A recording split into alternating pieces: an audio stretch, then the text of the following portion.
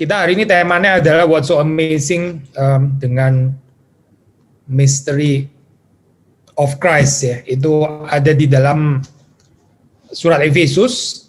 Kita baca pasal 3 ya, pasal 3 ayat 1 sampai dengan 13. Itulah sebabnya aku ini Paulus, orang yang dipenjarakan karena Kristus Yesus untuk kamu orang-orang yang tidak mengenal Allah. Memang kamu telah mendengar tentang tugas penyelenggaraan kasih karunia Allah yang dipercayakan kepadaku karena kamu, yaitu bagaimana rahasianya dinyatakan kepadaku dengan wahyu seperti yang telah kutulis di atas dengan singkat.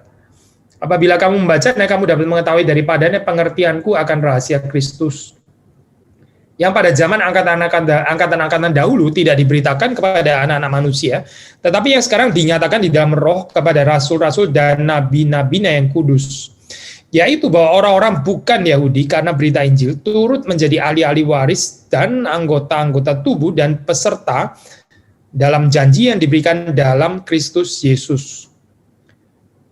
Dan dari Injil itu aku telah menjadi pelayannya menurut pemberian kasih karunia Allah yang dianugerahkan kepadaku sesuai dengan pengerjaan kuasanya. Kepadaku yang paling hina di antara segala orang kudus telah dianugerahkan kasih karunia ini untuk memberitakan kepada orang-orang bukan Yahudi kekayaan Kristus yang tidak terduga itu. Dan untuk menyatakan apa isinya tugas penyelenggaraan rahasia yang telah berabad-abad tersembunyi di dalam Allah yang menciptakan segala sesuatu. Supaya sekarang oleh jemaat diberitahukan pelbagai ragam hikmat Allah kepada pemerintah-pemerintah dan penguasa-penguasa di sorga, sesuai dengan maksud abadi yang telah dilaksanakannya dalam Kristus Yesus Tuhan kita. Di dalam Dia kita beroleh keberanian dan jalan masuk kepada Allah dengan penuh kepercayaan oleh iman kita kepadanya. Sebab itu aku minta kepadamu supaya kamu jangan tawar hati melihat kesesakanku karena kesesakanku itu adalah kemuliaanmu. Demikian pembacaan firman Tuhan, mari kita masuk di dalam doa. Tuhan berkatilah perenungan pada sore hari ini. Tuhan menolong kami untuk bisa sungguh-sungguh mengagumi rahasia yang ada di dalam Kristus. Dan Tuhan menolong kami untuk juga bisa berespons, memosisikan diri kami dengan benar, tidak menjadi orang-orang yang dingin, tapi sungguh-sungguh bersukacita, excited akan apa yang Tuhan karuniakan di dalam Kristus, segala berkat rohani, semua kekayaan yang ada pada Kristus, yang juga dicurahkan bagi kami orang-orang yang berdosa ini, bahkan orang-orang yang disebut kafir seharusnya, karena kami bukan termasuk bangsa yang dipilih oleh Allah, tapi Engkau sendiri membuka jalan itu bagi kami, dan di dalam Kristus kami mendapatkan janji yang sama. Kami bahkan dipersatukan tubuh yang satu, tubuhmu yang kudus, dan kami bersyukur untuk hal ini.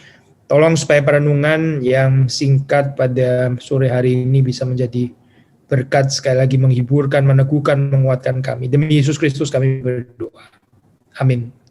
Nah, so ini tema kita kan What's So Amazing ya, dengan Mystery of Christ gitu. Nah, waktu saya mempersiapkan bagian ini, saya terus terang ada kesulitan juga gitu ya, ada kesulitan di dalam pengertian apa, karena bisa ada beda ya, saudara, ini apa, gap jarak, gap waktu ini ya, saudara bisa bayangkan di dalam zaman Paulus, waktu Paulus dipercayakan untuk menyatakan ya, untuk membukakan, untuk menyingkapkan rahasia ini gitu, dengan keadaan saudara dan saya sekarang di sini dan sekarang ya, kita menganggap ini bisa menjadi sesuatu yang saya juga sudah dari sekolah minggu saya sudah tahu ini ya, nggak ada yang baru untuk saya, nggak ada sesuatu yang bisa menggerakkan saya lagi. Ini seperti kayak cerita lama ya. Nah, ini merupakan satu gap yang saya pikir dalam hal ini kita perlu tahu ya, saudara. Dan terus kemudian kita waktu merenungkan bagian ini bagaimana gitu, aplikasinya apa untuk saudara dan saya di dalam keadaan kita sekarang ya. Kita bisa membaca ini ayat demi ayat. Saya juga ada hal-hal yang sudah saya highlight sebetulnya di sini ya. Tapi again, tema kita ini yang intinya itu kan tentang Mystery of Christ ya. Saudara bisa membaca itu konten daripada Mystery of Christ ini dinyatakan di dalam ayat yang ke-6 ya. Jadi kalau saya baca dalam bahasa Inggris, di situ dikatakan mystery ini adalah that the Gentiles are fellow heirs. members of the same body and partakers of the promise in Christ Jesus through the gospel. The Gentiles are fellow heirs adalah apa ini ya, pewaris bersama ya. Sekali lagi ya saudara, begini ya, kalau kita memosisikan hal ini ya, misalnya ini kan surat Efesus ditujukan di dalam jemaat ini kan kita tahu ada Jews, ada Gentiles. Yang akan lebih excited menerima ini siapa gitu kira-kira? Yang akan lebih tergerak, yang akan lebih merasa ini sesuatu yang amazing ya, yang akan lebih amazed itu siapa gitu? Orang Yahudi kah? Atau bangsa-bangsa yang tidak mengenal Allah ini? Jawabannya sederhana ya, tentu saja adalah orang-orang Gentiles ini, orang-orang yang dianggap kafir tadinya, bukan bangsa pilihan Allah. Mereka ini ternyata di-include ya, mendapatkan berkat yang sama ya di dalam Yesus Kristus, menjadi pewaris-pewaris bersama dengan orang-orang Yahudi. Jadi dari sini kita bisa belajar ya sudah kekaguman kita ya di dalam hal ini ya. Kalau kita memosisikan diri kita sebagai orang yang apa ya, misalnya kita di jemaat gitu ya, di pemuda, ada orang baru masuk ya, terus kemudian kita menerima mereka gitu ya. Kalaupun bisa menerima ya seharusnya sih memang bisa menerima. Tapi saya percaya ada perbedaan orang yang melihat dirinya, melihat posisinya itu sebagai memang saya sudah dari kapan-kapan di gereja ini. Memang saya sudah dari kapan-kapan adalah bangsa pilihan Allah. Saya orang Israel, saya orang Yahudi gitu misalnya ya. Ada perbedaan saya dengan penghayatan orang-orang Gentiles ya. Yang indeed mereka itu memang menyadari posisi mereka itu sebetulnya itu di luar gitu ya. Mereka bukan termasuk bangsa pilihan Allah. Dan waktu mereka mendengar penyingkapan daripada rahasia Kristus ini ya, saya percaya mereka akan lebih terharu ya, saya bukan mengatakan orang Yahudi nggak mungkin terharu, bukan itu ya. Saya juga nggak mau menggambarkan secara karikatural, apalagi judgmental mengatakan bahwa orang Yahudi ini pasti keberatan semua gitu ya. Kita tahu dari surat Efesus memang bisa direkonstruksi kayaknya memang ada certain keberatan gitu, betul gitu. Tapi menggambarkan semua orang Yahudi seperti ini ya tentu saja nggak bertanggung jawab ya. Tentu kita percaya ada orang-orang Yahudi yang juga bersuka cita, bisa, oh ternyata bukan cuma kita gitu ya. Ternyata bukan cuma kita bangsa pilihan, tapi Tuhan juga memilih mereka juga di dalam kekekalan, di dalam Kristus ya. Pasti ada yang bisa bersuka cita juga gitu.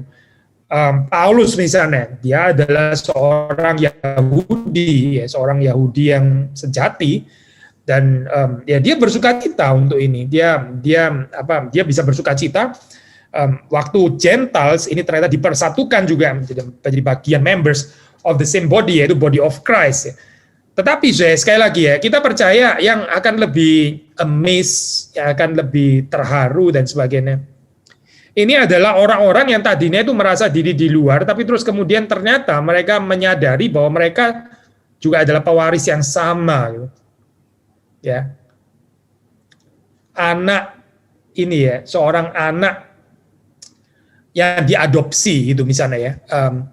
Tapi diperlakukan secara sama dengan anak kandung ya, pasti punya satu penghayatan yang berbeda dengan anak kandung yang memang diperlakukan dengan baik gitu. Poin yang saya mau katakan apa sih yaitu ini loh, di mana sebetulnya saudara dan saya ini memosisikan diri waktu kita membicarakan tentang penyingkapan misteri ini. Kalau kita menempatkan diri sebagai orang yang saya memang sudah dari kapan-kapan Kristen, saya memang adalah orang lama di gereja ini gitu ya.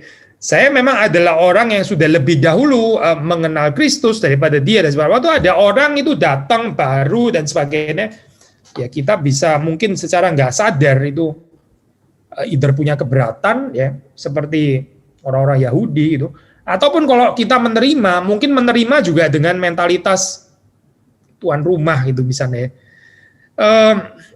Saudara melihat di sini ada banyak hal yang bisa salah ya di dalam penghayatan kalau kita nggak memosisikan diri kita dengan benar itu. Sebetulnya theoretically speaking ya, kita ini kan sudah pasti bukan orang Yahudi ya, kita ini bukan Israel. So posisi saudara dan saya ini sebetulnya di mana sih? Kan posisi kita ini ya di Gentiles ini, bangsa-bangsa yang tidak mengenal Allah ya. Kita bersyukur ya, ratusan tahun lalu ada orang-orang ini para misionaris yang datang ke Indonesia membawa Injil gitu ya. Tuhan memakai mereka juga. Nah, ini waktu Tuhan bekerja mau mencapai bangsa ini juga bukan tanpa misionaris-misionaris itu, orang-orang yang dengan rela ya memberitakan Injil, memberitakan Kristus untuk tempat-tempat yang sangat remote seperti di Indonesia gitu. Itu kalau zaman dulu pergi itu nggak jelas banget ya, saya seperti kayak sekarang ya, ini sekarang COVID memang ada perbedaan lagi sih ya. Tapi sebelum COVID kita dengan gampang bisa pergi ke Eropa, dan Eropa dengan gampang pergi ke Asia ya, kurang daripada 24 jam. Sangat mudah ya, ini perjalanan yang sederhana sekali. Saya masih ingat Pak Tong pernah cerita itu waktu di dalam zaman dia masih agak muda. Itu beli tiket pergi ke US itu dia bilang itu harganya itu bisa di-convert sampai kita ngomong harga emas gitu misalnya ya. Harga emas nggak tahu, waduh mahal sekali sudah tiket pada saat itu ya. Sampai ngomongnya itu dibandingkan dengan harga emas itu kita nggak pakai harga tiket sekarang agak nggak common ya saya kalau kita menyebut pakai harga berapa timbangan emas gitu kan sangat nggak common deh. Kita sebut aja dengan angkanya gitu ya. Ini kita nggak pakai harga beratnya emas lah. Tapi pada zaman nggak usah jauh-jauh saya di dalam zamannya Pendeta Stephen Tong waktu dia masih agak muda. Itu orang beli tiket pesawat itu harganya itu comparably ya dengan timbangan emas gitu. Apalagi pada zaman dulu waktu belum ada pesawat terbang ya saudara bisa membayangkan para misionari itu waktu pergi dari Eropa gitu misalnya ya atau dari tempat yang lain mereka datang ke Indonesia ya saudara bisa membayangkan itu perjalanannya berapa sulit gitu. Belum lagi kalau di tengah perjalanan kena badai dan sebagainya. Waktu mereka berpisah, ya itu betul-betul berpisah. Kalau kita sekarang berpisah, ya kita berpisah, kita tahu kita bisa balik lagi, nggak terlalu sulit gitu ya. Sekali lagi kurang dari 24 jam. Tetapi ya di dalam zaman dahulu itu ada orang-orang yang mengorbankan diri karena mereka mencintai Kristus, karena mereka itu berjuang bagi Injil. Sehingga ya orang Gentile seperti saudara dan saya, ini bisa mendengarkan Injil. Ada beda ya saat kita sedikit berimajinasi. Orang yang pada saat itu let's say 300-400 tahun lalu ya di Indonesia dimenangkan ya, mereka mengenal Kristus, mereka sadar ya. Inilah pengharapan yang sesungguhnya. Tanpa Kristus kehidupan mereka akan binasa dan mereka ya penghayatannya mungkin berbeda ya dengan saudara dan saya sekarang. Kita merasa sejak kita dari kecil ya kita sudah dapat akses, itu sudah disingkapkan ya. Ini kita sudah terekspos ya. Ini kalau kita nggak berhati-hati, kita bisa menjadi orang yang akhirnya sulit menjadi kagum ya. Ini bukan lagi bisa menjadi berita yang membuat kita itu teramaze ya. Kita menjadi heran dan kagum, bersembah sujud kepada Tuhan ya. Tapi resonansinya seperti tipis gitu. Jadi sekali lagi ya. Ya saya bukan mau mengajak saudara berimajinasi, saya bukan, nggak ada gunanya juga deh berimajinasi menjadi seperti orang di dalam masa lampau. Tapi pertanyaannya itu sekali lagi adalah kita itu menempatkan diri kita itu di mana sih sebetulnya? Di dalam kelompok orang yang seharusnya nggak diterima, tapi terus kemudian diterima di dalam Kristus, atau kita justru menempatkan diri di dalam kelompok orang yang menerima orang-orang yang marginal lah, orang-orang yang dari bawah lah atau apa gitu ya, orang-orang yang terpinggirkan, lalu kita yang menerima mereka. Itu agak lain ya saya penghayatannya. Yang marginal itu sebetulnya saudara dan saya loh.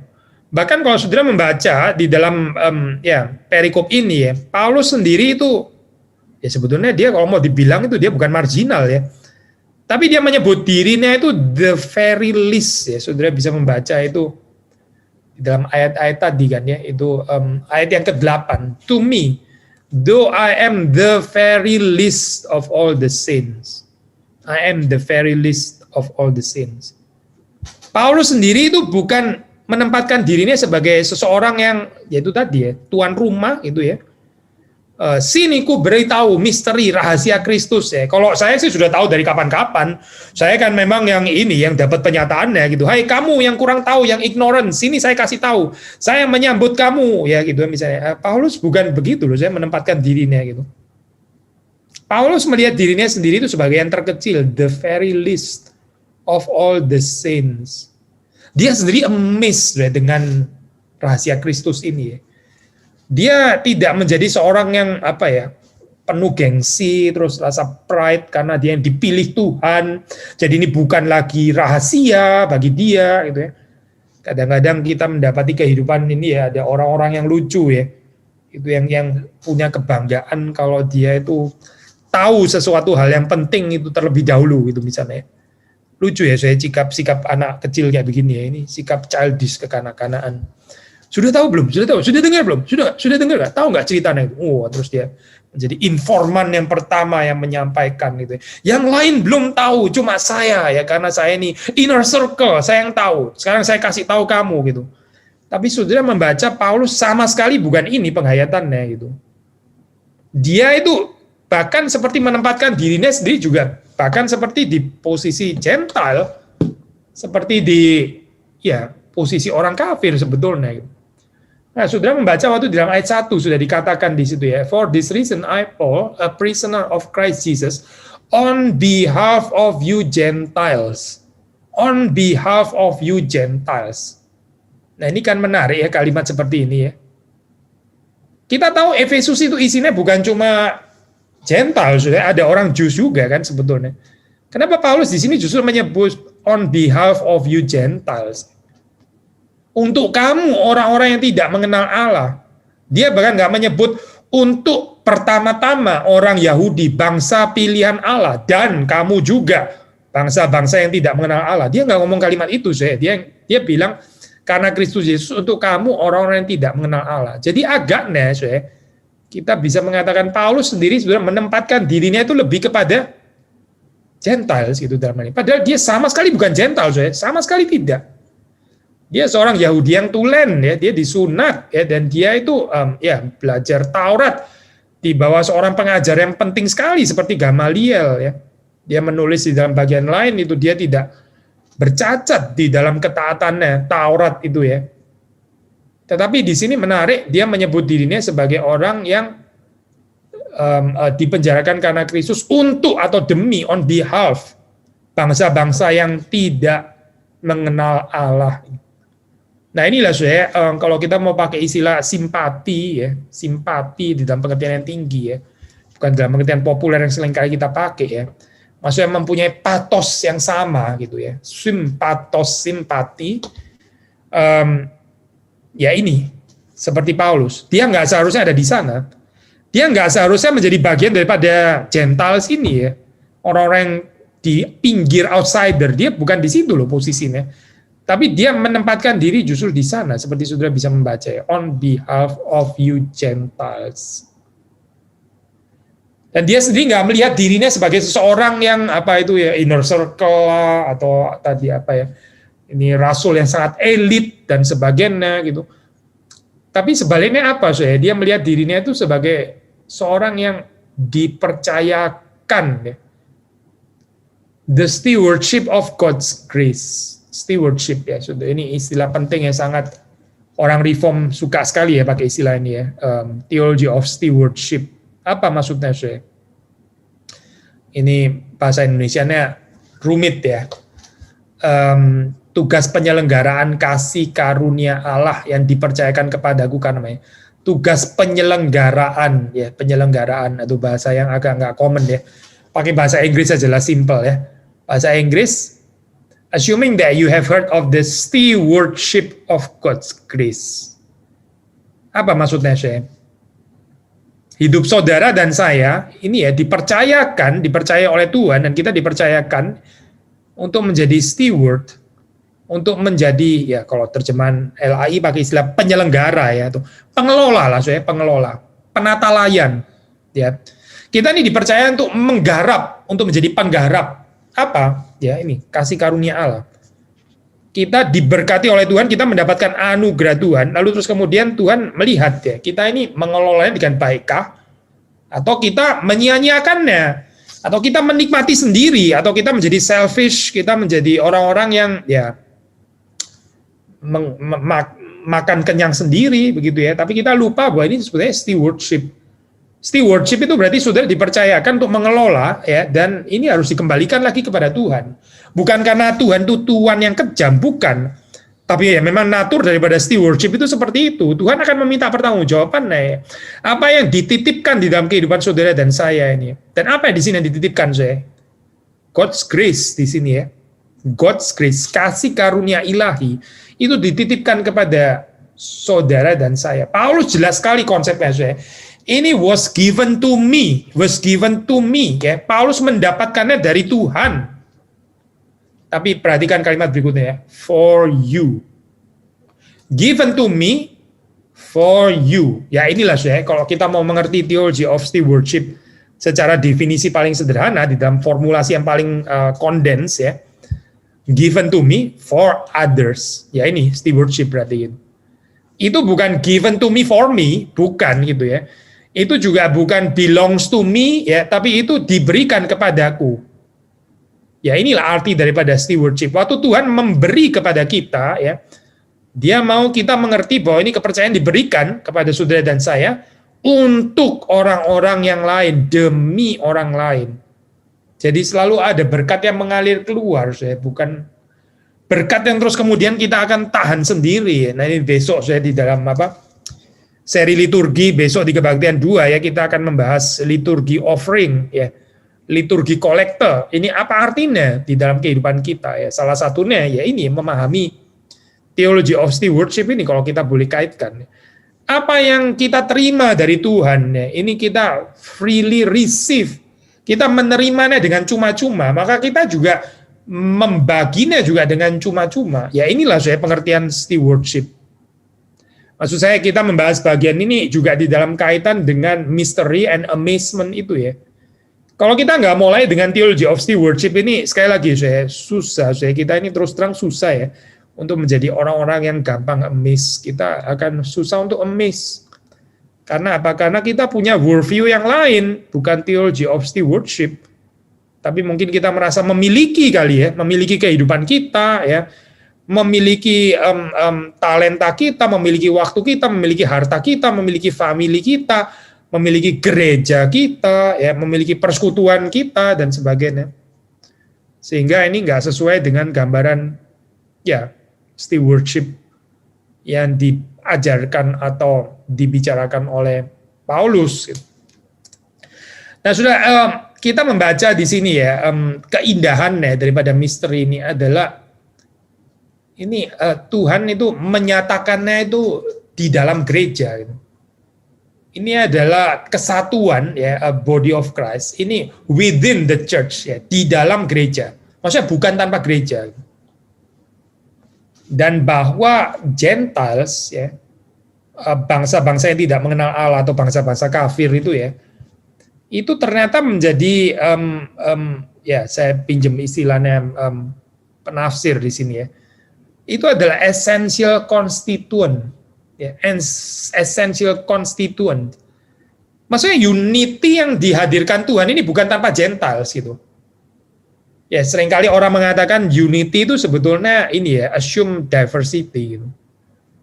Kalau semuanya sudah uniform, kalau semuanya sudah sama ya, sama ras, sama suku ya, sama latar belakang, sama warna kulit dan sebagainya gitu ya, sama tingkat pendidikan, sama tingkat sosial dan seterusnya gitu ya. What's the point ya bicara tentang unity gitu? Nggak ada yang perlu lagi bicara unity gitu. Tapi justru unity itu menjadi menarik karena assuming ada diversity kan ya. Makanya di sini kita mengatakan Gentiles itu adalah essential constituent ya. Kita mengatakan bersama dengan komentator ini gitu, ini seri WBC ya kalau saya nggak salah ingat ini yang saya pakai.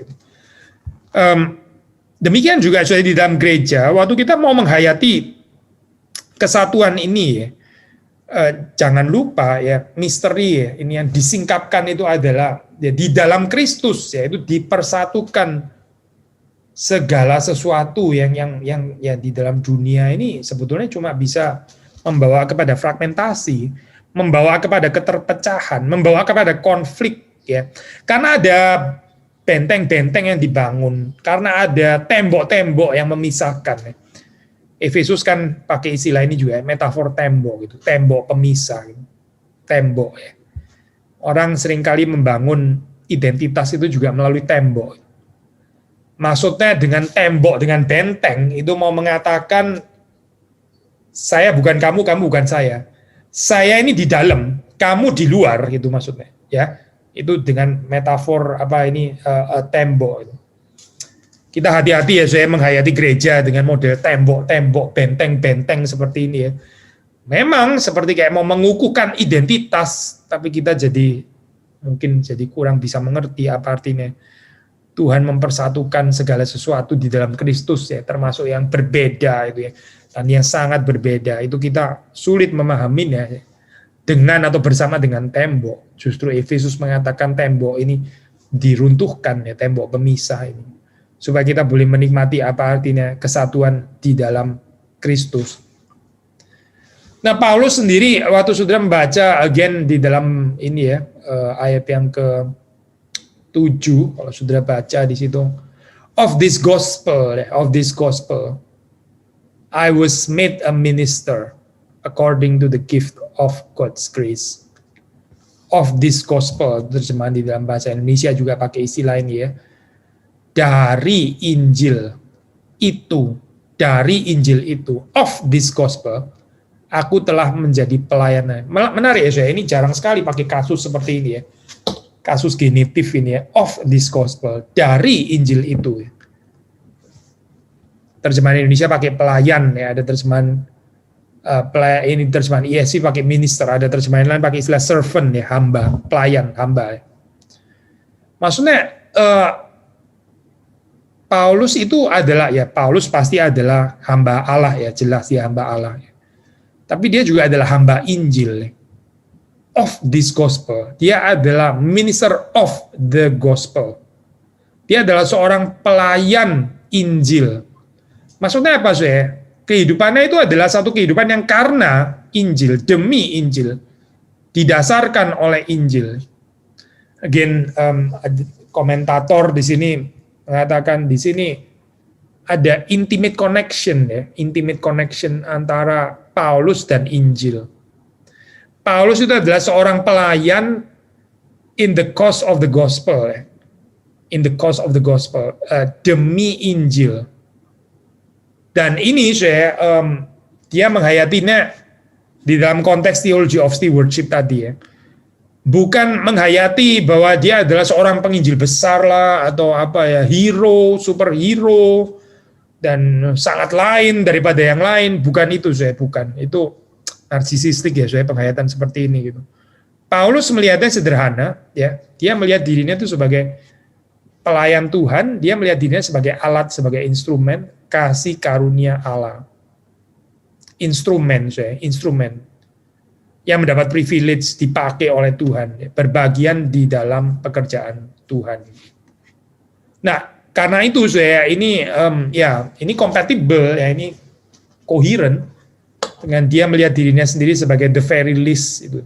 The very least ini by the way bukan yang pertama ya saya muncul di sini. Kalau sudah membaca ini juga muncul misalnya di dalam 1 Korintus 15 ayat 9. Karena aku adalah yang paling hina dari semua rasul, sebab aku telah menganiaya jemaat Allah. Dia menyebut dirinya sebagai yang paling hina ya dari semua rasul. Yang paling hina dari semua rasul. Ini kalau saudara baca di sini di dalam bahasa aslinya ini lebih lagi gitu. Ada penekanan yang lebih lagi gitu. Kalau yang di 1 Korintus 15 ayat 9 itu ya least gitu ya, pakai istilah least. Sudah pakai istilah superlatif sih memang ya, the least. Di sini ini kalau diterjemahkan dalam bahasa Inggris the very least ya, lebih lagi gitu. Gimana ya terjemahan bahasa Indonesia ya? Ya, tadi kalau tadi kan sudah pakai yang paling hina ya. Kalau di sini ya nggak terlalu kelihatan ya, saya. Kepadaku yang paling hina di antara segala orang kudus. Nggak terlalu kelihatan di dalam bahasa Indonesia, tapi kalau dalam bahasa Inggris ada tekanan the very least, yang sungguh-sungguh, yang sebenar-benarnya paling hina gitu ya, mestinya terjemahannya gitu. So ada penekanan yang lebih lagi di sini ya di dalam Efesus, dan ini lumayan konsensus ya, kalau di dalam anti scholarship itu ada konsensus bahwa surat Efesus ini ditulis lebih belakangan ya daripada surat Korintus.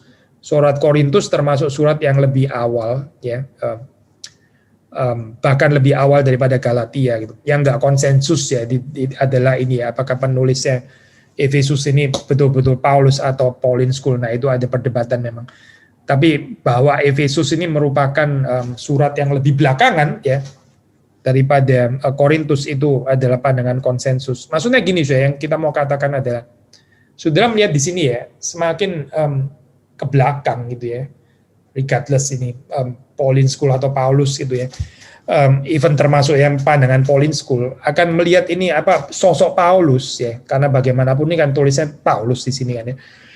Sosok Paulus ini gambarannya adalah semakin ke belakang ya, semakin liter itu semakin melihat dirinya itu semakin kecil. Tadi yang menyebut dirinya itu the least, sekarang the very least.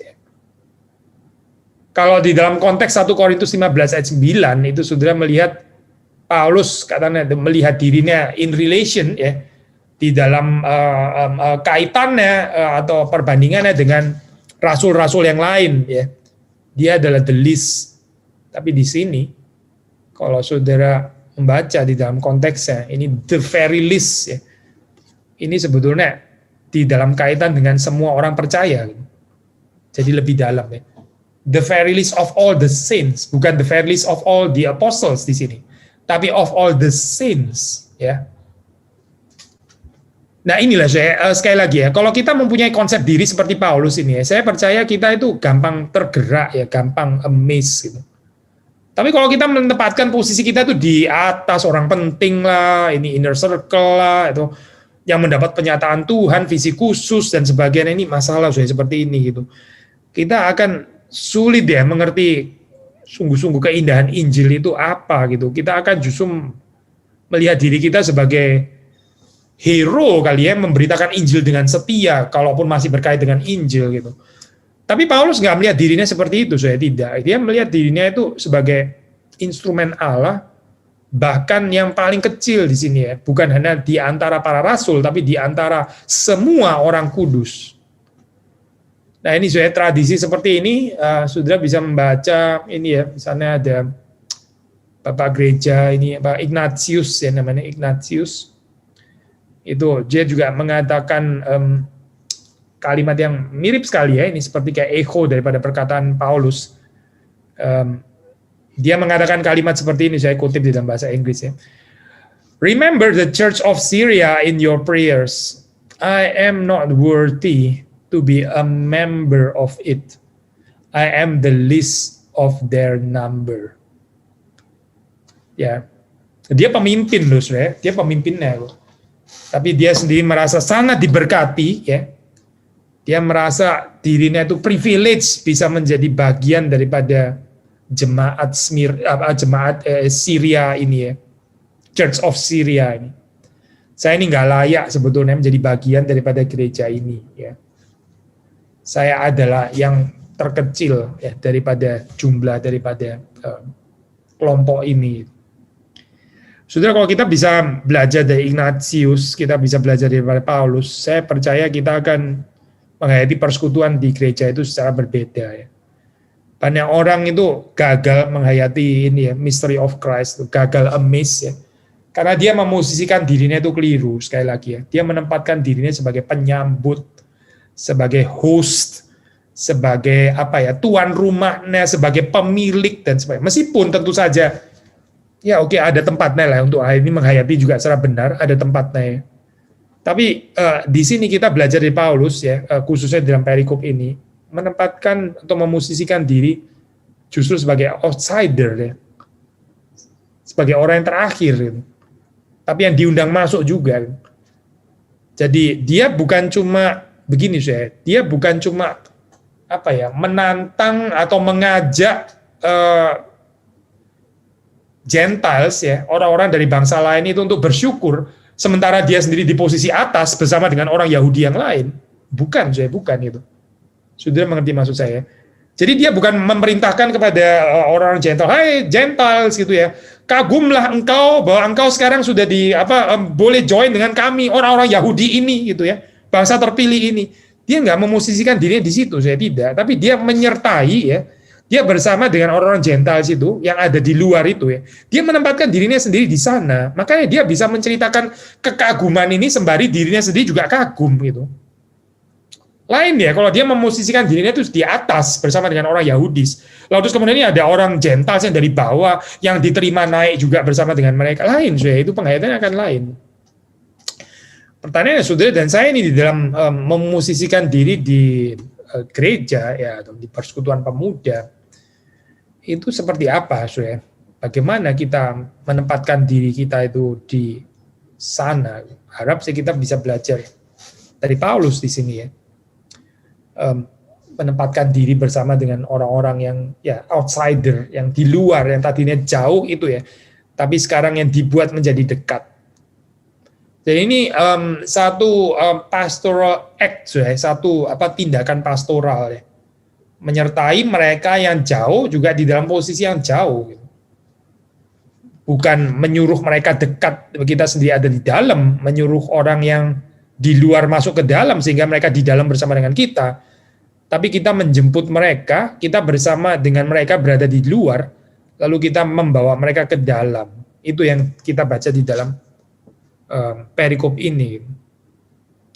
Ada banyak hal yang lain lagi kita bisa gali ya, tentu saja ini ya, bahwa misteri ini tadinya itu hidden for ages in God, hidden for ages. Tuhan memang ada waktunya ya di dalam maha bijaksananya itu. Ada saatnya kapan dia menyatakan itu dan sekarang dinyatakan melalui Paulus hambanya. Nah, sekali lagi saudara membaca di sini di dalam ayat 10 ya. Bukan tanpa gereja. Through the church the manifold wisdom of God ini dinyatakan ya, be made known. Through the church. Saudara melihat ini Efesus dan Kolose itu ya, itu ya khususnya Efesus ya, lebih lagi di sini.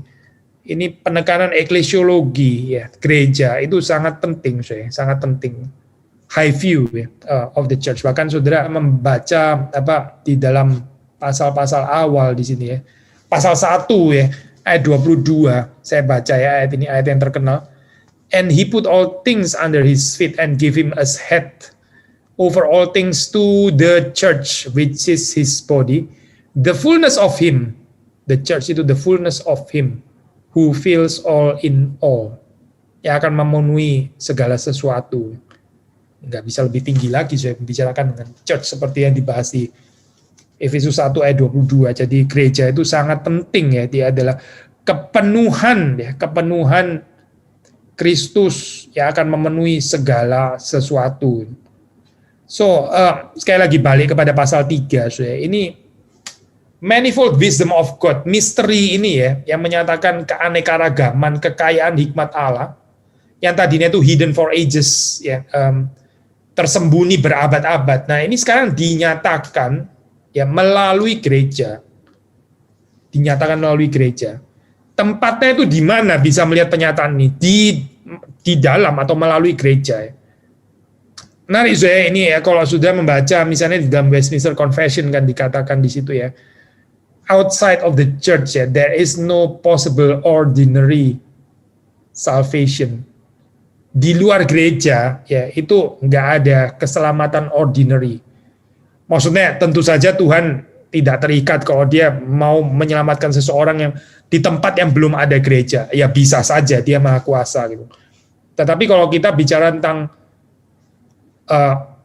cara ordinary ya yang dipakai oleh Tuhan ya, dia menghadirkan keselamatan, mengaruniakan keselamatan itu melalui gereja, bukan tanpa gereja. Dan di sini saudara bisa mengaitkan juga dengan apa yang dibahas di dalam surat Efesus ya ini, the church ya, melalui gereja ini.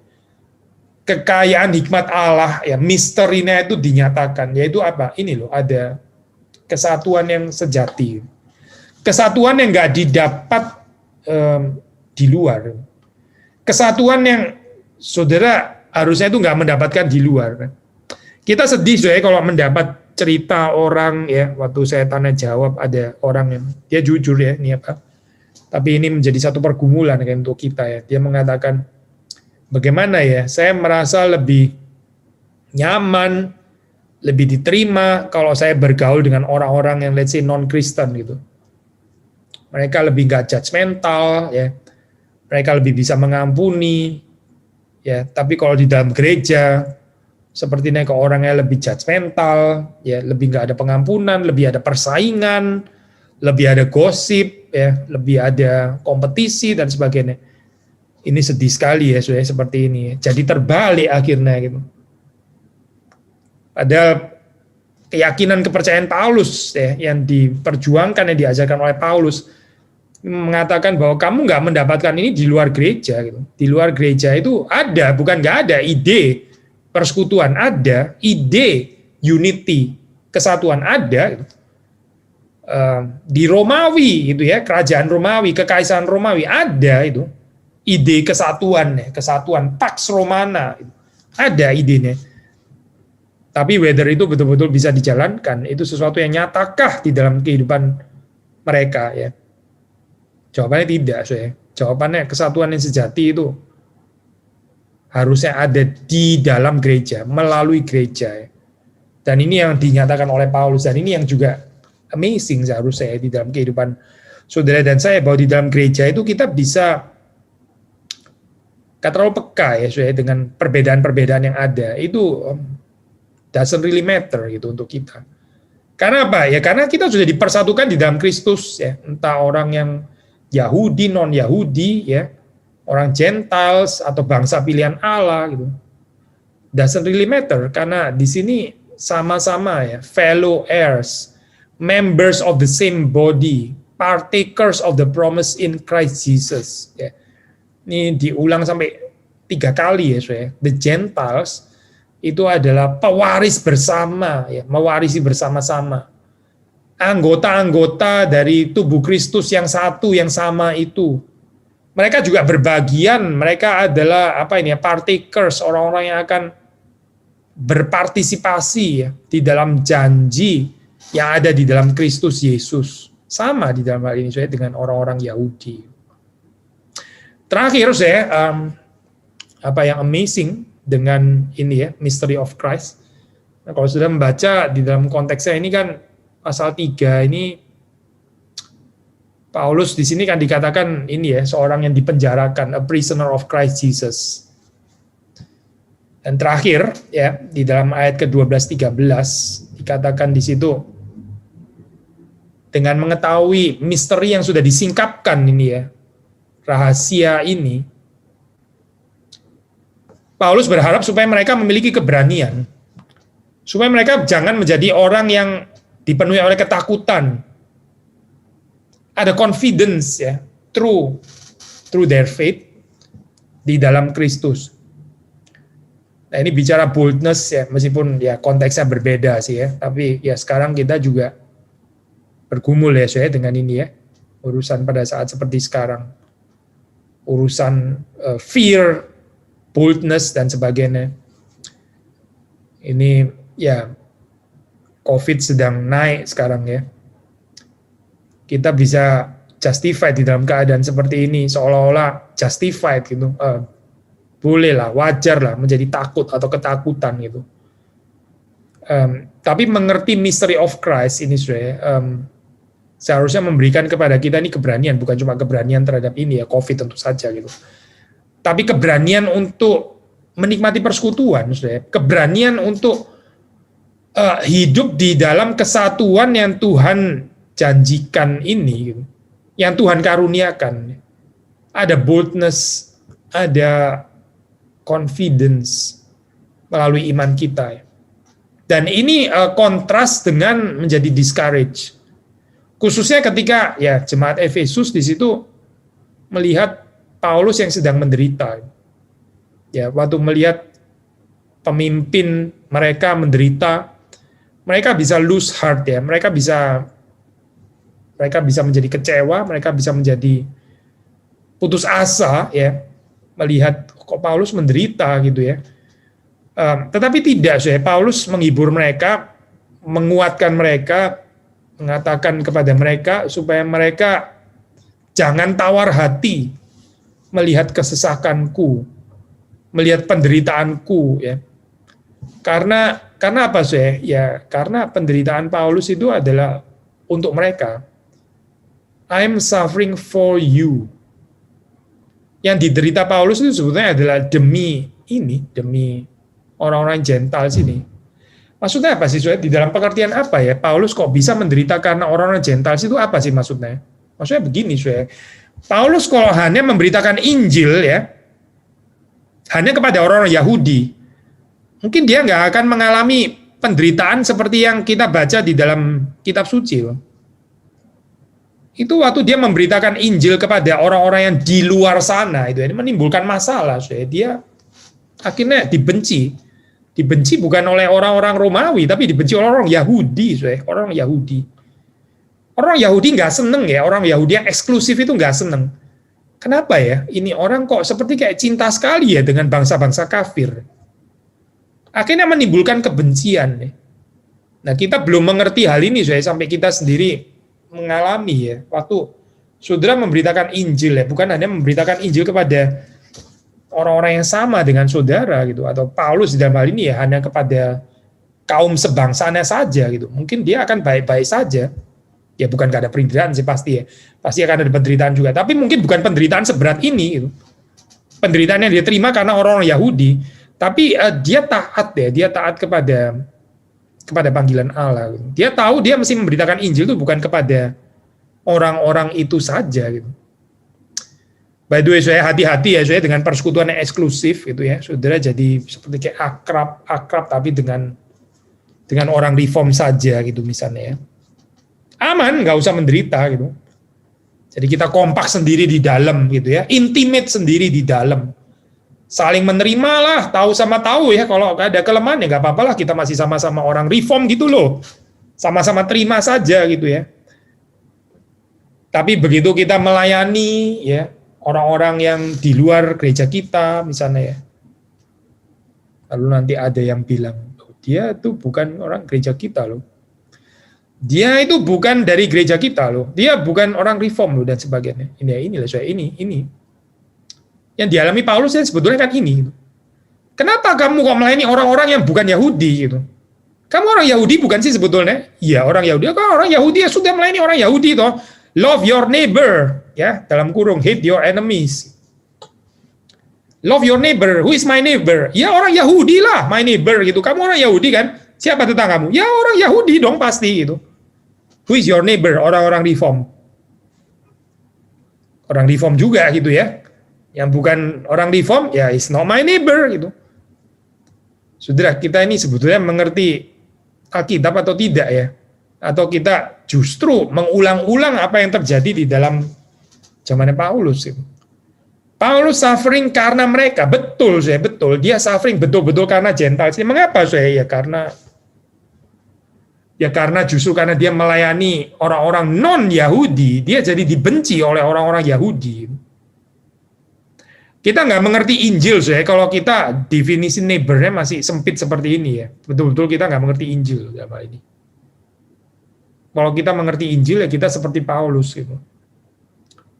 Nggak ada tembok, ya, gereja itu bukan satu benteng yang dibangun untuk mengukuhkan identitas kita dengan meneguhkan saya bukan kamu, kamu bukan saya di dalam, kamu di luar.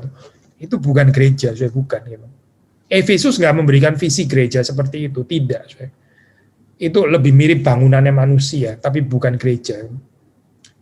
Tapi saudara belajar di sini ya, bagaimana Paulus ya ini terakhir saya. Setelah Paulus mengatakan I am suffering for you ya, penderitaanku ini adalah karena kamu.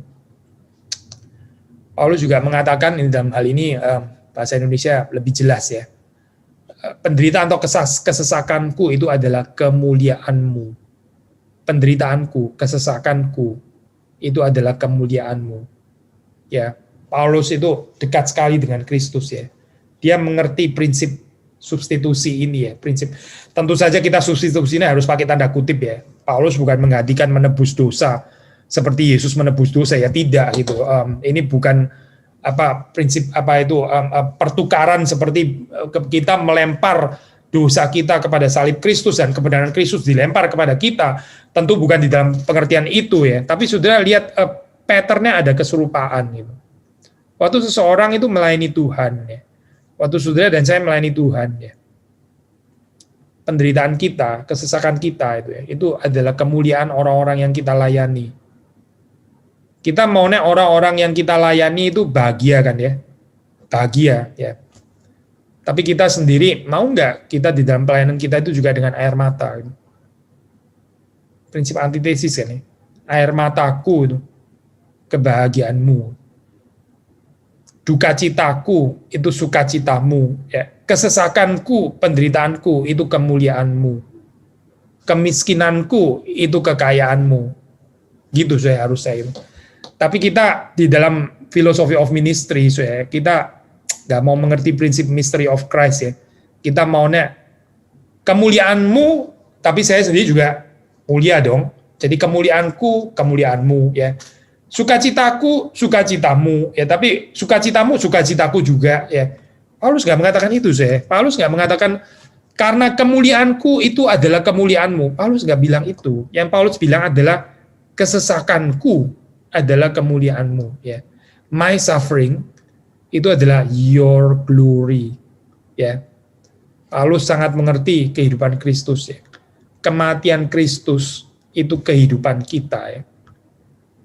Penderitaannya itu adalah keselamatan bagi kita. Saudara melihat semuanya terbalik kan di sini kan ya. Nah, saudara dan saya waktu kita bertumbuh menjadi dewasa, kita juga dipanggil untuk melalui jalan salib ini. Ini baru orang yang sungguh-sungguh mengerti misteri Kristus ya. And it's so amazing, so amazing kalau kita boleh dilibatkan ya. Bagaimana kita juga bisa memberitakan Injil seperti Paulus melihat dirinya itu sebagai hamba Injil. Kita berharap di dalam kehidupan kita pun juga bisa menjadi hamba-hamba Injil seperti Paulus. Kiranya Tuhan memberkati saudara-saudari sekalian. Pak Billy, tadi kan di akhir ada cerita tentang kita harus melayani semua ya. Di satu sisi jangan sampai kita jatuh ke eksklusivisme, hanya melayani sesama kita, hanya bergaul dengan sesama orang reform saja dan yang lain-lain. Tapi kita juga di kesempatan yang lain diwanti-wanti juga tentang bahayanya persatuan yang terima semua tanpa ada perbedaan, tanpa ada saringan semuanya. Nah, bagaimana ya ketika kita dengar dua hal tersebut? Kita tidak jatuh kepada salah satu ekstrim saja atau jatuh kedua-duanya begitu. Di dalam hal mana kita bisa discerning di antara keduanya itu, Pak Billy? Saya ngelihatnya sih dua hal yang berbeda ya, nggak harus tolak belakang gitu. Maksudnya dua-duanya itu bisa betul. Maksudnya dalam pengertian gini loh. Persatuan kalau di dalam pengertian persatuan terus kemudian persatuan apa dulu gitu. Maksudnya persatuan institusi atau organisatoris atau apa ya sebenarnya. Seringkali memang jadi utopia gitu ya, jadi jadi persatuan yang semu, betul maksudnya kalimat itu. Tapi yang kita bahas tadi sebetulnya bukan ke sana, tapi lebih kepada pelayanan yang pelayanan tanpa pamrih gitu. Kita sebetulnya bisa menjadi berkat bagi siapa saja gitu. Kita bisa melayani itu ya siapa saja. Seperti Paulus juga bisa melayani mana saja gitu. Dia nggak harus terkurung hanya melayani orang-orang Yahudi gitu misalnya. Yesus bisa melayani dan mengasihi orang-orang Samaria gitu misalnya, nggak cuma orang Yahudi gitu dalam hal ini. Nah jelas nggak ada benturan sama sekali dengan ini ya kebahayaan persatuan yang semu dan sebagainya, kan nggak ada isu itu sama sekali ya. Jadi ini lebih mungkin lebih ke arah kesempitan hati atau keluasan hati gitu loh, yang kita mesti koreksi atau kita mesti introspeksi gitu ya. Ya tentu waktu kita melayani di gereja tertentu ya, dimanapun gereja kita gitu ya, kalau kita GRI gitu ya, pasti kita ada tanggung jawab lebih gitu ya dalam hal ini ya. Memang kita bergereja di sini, apalagi kalau kita pelayan Tuhan ya, pasti kita berkomitmen kita melayani di sini. Cuma sikap kita terhadap orang-orang yang misalnya bukan dari gereja kita gitu, itu bagaimana gitu? Waktu kita ada kesempatan sebetulnya untuk melayani mereka, bukan nggak ada kesempatan gitu misalnya, ada kesempatan. Kita bagaimana? Kita membatasi diri gitu, kita bilang enggak ini saya sudah, enggak itu dia bukan sesama saya gitu misalnya ya. Itu bukan grup saya, dia itu outsider gitu ya. Ya sudahlah, dia dengan urusannya sendiri gitu. Itu bukan urusan saya gitu. Nah, itu yang kita bicara di sini. Maksudnya ini sederhana saja ya, kehidupan misionaris ya. Kalau berpikir seperti itu kan nggak ada mission ya. Kalau orang-orang yang dulu dari Eropa berpikir seperti itu ya, saya melayani yang dari Belanda, saya melayani orang Belanda. Yang dari Inggris saya melayani orang Inggris, yang dari Jerman saya melayani orang Jerman ya. Ya nggak ada misionari lah gitu. Nggak ada yang akan pergi ke Indonesia, nggak ada gitu.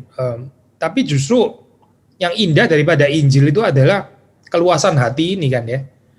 Mereka orang Belanda, tapi ya mereka juga bisa mencintai yang jauh, bisa menjadi seperti Paulus ya, jadi seorang pelayan yang on behalf of ya yang jauh, yang outsider, yang di luar sana gitu.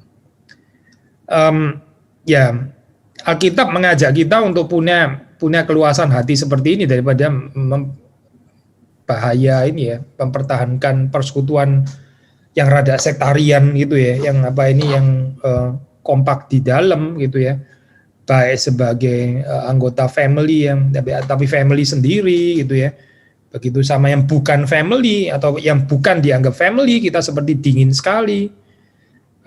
Ya ini nggak sesuai dengan mystery of Christ gitu. But again, ini sama sekali nggak berbenturan dengan ini kok, mengafirmasi persekutuan kebahayaan yang model semu,